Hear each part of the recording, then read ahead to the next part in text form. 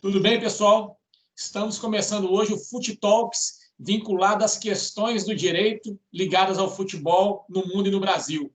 Uma série de medidas jurídicas estão sendo tomadas no Brasil que podem gerar alguma alteração no mundo do futebol. E a nossa ideia aqui é trazer esse debate para vocês e enriquecer o conhecimento de todos vocês aí. Hoje eu tenho o prazer de receber o Dr. Felipe Freire. Felipe é advogado trabalhista, sediado em Belo Horizonte. Seja muito bem-vindo, Felipe.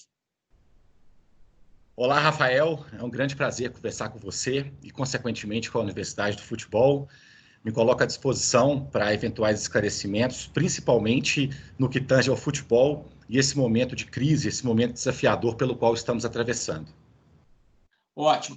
Felipe, queria começar falando um pouco das medidas provisórias editadas pelo governo federal aí em março. Quais as consequências dessas medidas provisórias, principalmente a 927 e a 936, no mundo do futebol, principalmente nas relações entre clubes e atletas? Perfeito, Rafael. O primeiro aspecto que eu entendo importante a gente fazer uma pequena diferenciação refere-se aos profissionais existentes no clube de futebol. Os atletas de futebol, de uma maneira geral, eles possuem um contrato de trabalho especial, que é regido pela Lei Pelé e pelas alterações que foram feitas posteriormente nessa lei. Já os demais empregados, eles são regidos pela CLT. Independentemente de qual caso, seja regido pela CLT, que são todos os empregados de uma maneira geral, sejam os atletas de futebol, eu entendo particularmente, conforme a maioria da doutrina trabalhista também está entendendo, que as medidas provisórias 927 e 936, que foram algumas medidas emergenciais publicadas e apresentadas pelo governo federal para que as empresas e também os clubes de futebol possam enfrentar esse momento de crise, essas disposições também se aplicam aos atletas, ou seja, não há nenhuma diferenciação de aplicação, seja para o empregado regido exclusivamente pela CLT, seja para o atleta de futebol, que é regido principalmente pela Lei Pelé. O que nós temos que observar, primordialmente, é se alguma medida ela vai infringir, se ela vai de encontro, contrariamente a alguma disposição explícita da Lei Pelé. Se não for, pode sim aplicar também ao atleta de futebol. Ok. Bom, no decorrer do mês de abril, nós acompanhamos, não só no Brasil, mas no mundo como um todo, vários clubes de futebol aplicando reduções nos salários dos atletas. Atualmente, estamos falando até em suspensão dos contratos de trabalho. Essas alterações, Felipe, elas podem ser feitas de forma unilateral pelos clubes ou tem que haver uma concordância expressa dos atletas? Perfeito. Respondendo de maneira objetiva a sua pergunta, Rafael, a medida provisória, ela traz a nomenclatura acordo, ou seja, tem que ser de comum acordo entre as partes. É claro que todo mundo, nesse momento, tem que ter um espírito de cooperação e saber que todos devemos juntos enfrentar esse momento de crise. Leia-se, atleta de futebol e clube de futebol, então ambos devem sentar numa mesa de negociação e verificar a necessidade de alguma medida para poder enfrentar esse momento de crise. Por exemplo, a suspensão do contrato especial de trabalho, por exemplo, a redução proporcional de salário e de jornada. Consequentemente, respondendo de maneira bem clara, a lei trata de acordo, não pode ser uma imposição. Por isso que, munidos desse espírito de colaboração, as partes devem sentar e devem negociar qual que é a medida mais interessante e importante para aquela situação, visando o enfrentamento desse momento complicado. Perfeito. E como que deve ser a interferência ou não do sindicato dos atletas nessa negociação? É indispensável? É facultativa? Rafael, eu sempre entendo pertinente a presença das entidades sindicais nessas situações e em qualquer outra que envolve um contrato de trabalho. Também no contrato especial de trabalho do atleta de futebol. Apesar que, recentemente, o Supremo Tribunal Federal ele declarou a constitucionalidade da medida provisória 936, que é aquela que trata da suspensão dos contratos de trabalho e da redução proporcional da jornada e do salário. Em que pese isso, eu entendo, repetindo, que a presença da entidade sindical, em qualquer situação, ela é muito importante para trazer ainda mais segurança jurídica para essa relação. Diante dessa decisão do STF, nós temos que analisar exatamente a redação que as medidas provisórias trouxeram.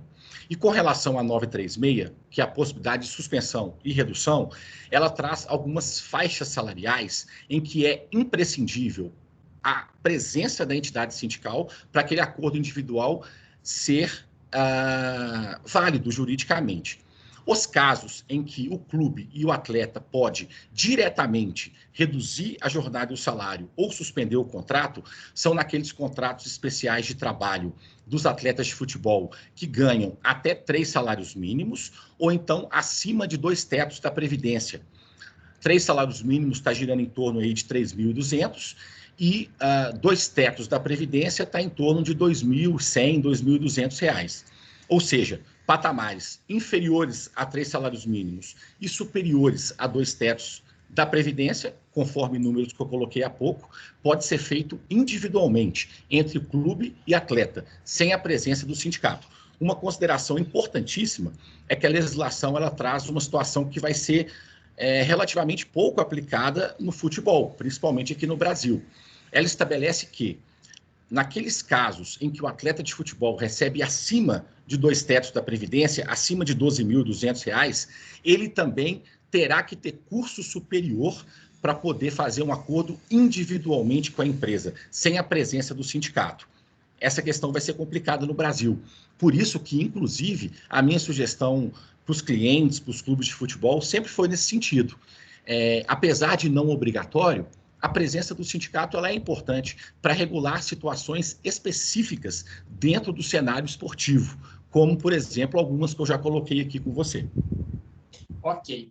Finalizando, Felipe, nós temos uma situação prática que envolve aí vários clubes, principalmente os clubes de menor expressão e menor receita, consequentemente, que é o seguinte: vários contratos de trabalho com seus atletas terminariam agora ao final dos estaduais, dos campeonatos regionais, tá? Com essa pandemia e a paralisação do jogo, é possível que esses clubes prorroguem esses contratos de trabalho? Perfeito. Até uma informação com relação a esse tema, Rafael, tem vários estudos de entidades esportivas, inclusive da própria CBF, que prevêem que 90% dos atletas de futebol no Brasil, eles ficam sem contrato especial de trabalho durante praticamente todo o ano. Eles vigoram justamente no período dos estaduais, via de regra. Recentemente, inclusive, foi publicada uma recomendação da FIFA sugerindo às entidades esportivas, sugerindo aos clubes e também aos atletas a prorrogação dos contratos de trabalho dos atletas de futebol até o final da temporada. Apesar que, inclusive, seja na Europa, seja no Brasil, ninguém ainda tem certeza de quando o futebol retornará. De toda maneira, é tão somente uma recomendação, e mesmo se fosse uma determinação, ela não entraria no ordenamento jurídico brasileiro como força de lei. O que nós temos que observar aqui são os contratos, a legislação que rege os contratos especiais dos atletas de futebol, que é uma legislação trabalhista, que é a Lei Pelé. E, por estar em vigor, e pelo princípio da segurança jurídica, qualquer alteração contratual, qualquer aditivo contratual, ele tem que ser feito de comum acordo entre as partes. Então, eu até retorno naquele nosso espírito de cooperação, no sentido de todo mundo entender o momento pelo qual todos nós estamos atravessando, inclusive os clubes, inclusive os atletas, para que sentem em uma mesa de negociação e, se for a melhor opção naquele caso concreto, que façam um aditivo ao contrato especial de trabalho ou até mesmo um novo contrato especial de trabalho. Esse é o caminho que certamente é o mais adequado, consensual. Ok, Felipe. Queria agradecer muito sua participação aqui no Fut Talks. Esperamos revê-lo em breve aqui para novas conversas, novos debates. Muito obrigado. Eu que agradeço, Rafael, me coloco à disposição novamente para bater um papo com a Universidade do Futebol, é sempre um grande prazer. E eu gostaria de colocar uma mensagem final de otimismo. Certamente, não só o futebol, mas nós, de uma maneira geral, toda a sociedade, estamos passando por esse momento desafiador, mas ele é passageiro. Certamente tudo vai voltar ao normal, espero que todos nós muito melhores, e inclusive o futebol vai voltar. E espero também que o futebol volte muito melhor. Foi um grande prazer, muito obrigado pela lembrança, e me coloco novamente à disposição. Um grande abraço.